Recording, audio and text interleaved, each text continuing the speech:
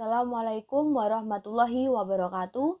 Saya Arniza Piktarinanda dengan NIM 210605110 akan menjawab soal ulangan akhir semester mata kuliah kalkulus.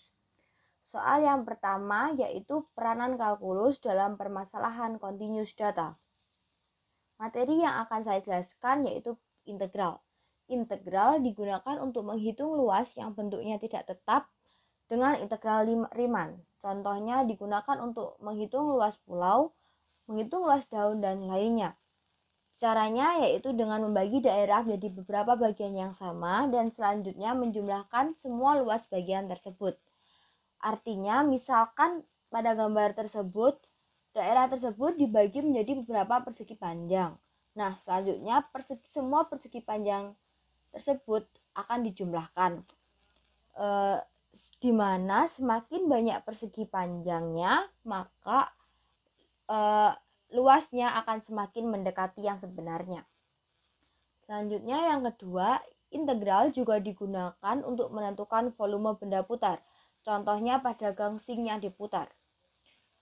Cara menentukannya yaitu yang pertama dengan menentukan batas kurvanya, di mana yang disebut batas kurva yaitu ini dan juga ini.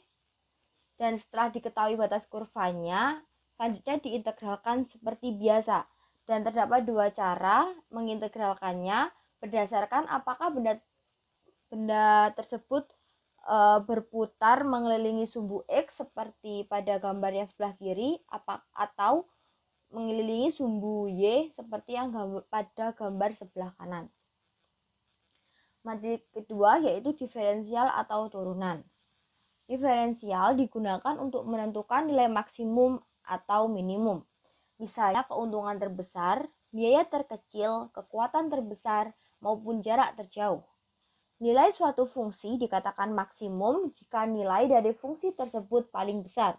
Dan sebaliknya, suatu fungsi dikatakan minimum jika nilai dari fungsi tersebut paling kecil.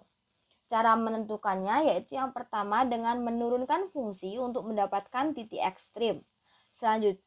Selanjutnya mensubstitusikan nilai ekstrim tersebut ke dalam fungsi. Nilai yang terbesar merupakan nilai maksimum, sedangkan yang terkecil merupakan nilai minimum.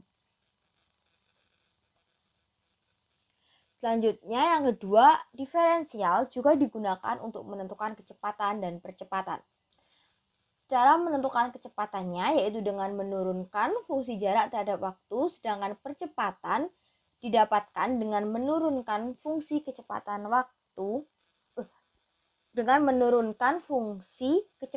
terhadap waktu. Soal yang kedua yaitu sinyal sinusoidal waktu.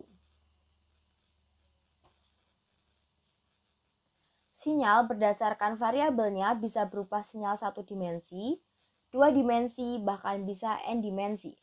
Khusus untuk sinyal satu dimensi dengan variabel bebas yang disebut waktu dikenal dua jenis sinyal yaitu sinyal kontinu dan diskrit.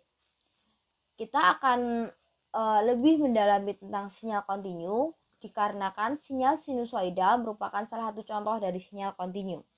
Sinyal kontinu adalah sinyal yang ada setiap saat nilainya atau dengan waktuan yang kontinu dan ditulis dengan bentuk xt yang berarti variabel x merupakan fungsi waktu kontinu.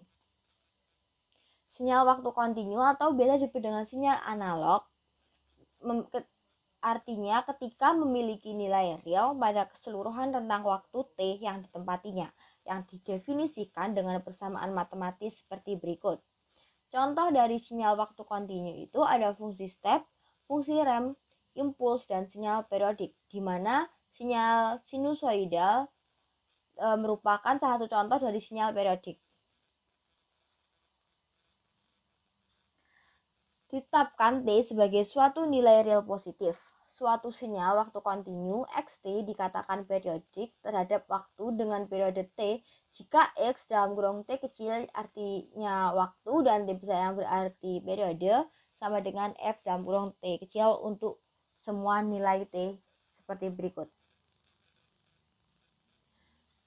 Berikut merupakan persamaan dari sinyal sinusoidal, di mana A yang merupakan amplitudo, Omega merupakan frekuensi dalam radian per detik. Theta merupakan fase awal sinyal antara 0 derajat sampai 360 derajat atau juga sering dinyatakan dalam radian 0 sampai 2 pi radian. Dan yang terakhir, F merupakan frekuensi dalam hertz atau siklus per detik. Berikut merupakan contoh gelombang sinusoidal beserta persamaannya.